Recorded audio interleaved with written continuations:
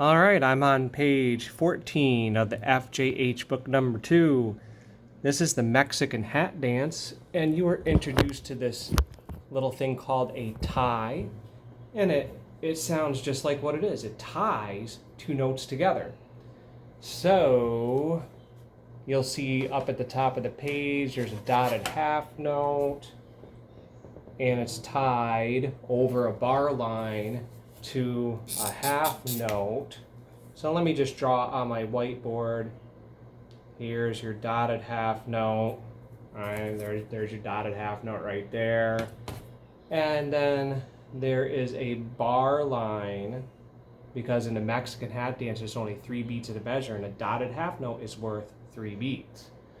And then there's a half note and a quarter note in the next measure.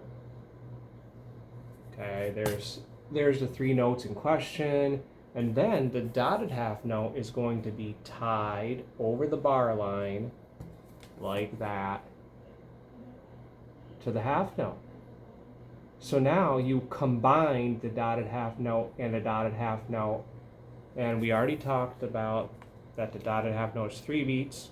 We know a half note is 2 beats, so 3 plus 2 is going to be 5 beats. So once you play this note, this first one, you let it ring for 5 beats. You don't play this note. You just let it ring, because they're tied together. They're one big fat note now. Okay. It's over the bar line because you can only fit 3 beats in a measure. You can't put 5 beats in a measure. So if you want a note that's longer than 3 beats, you have to tie it to a note in the next measure. So that's how you get around that. And then you can have big long notes. Okay, so here's your melody. It starts on beat 3. It's a pickup or an incomplete measure. 1, 2, 3, 1, 2, 3, 1, 2, 3, 1, 2, 3, 1, 2, 3, 1, 2, 3, 1, 2, 1, 2, 3, 1, 2, 3, 1, 2, 3, 1, 2, 3, 1, 2, 3, 1, 2, 3, 1, 2, 3, 1, 2, 3, 1, 2, 3, 1, 2. So see how I just let that, those long notes that are tied together, I just let them ring. You play the first note of the tie, but you don't play the second note. You just let it ring through.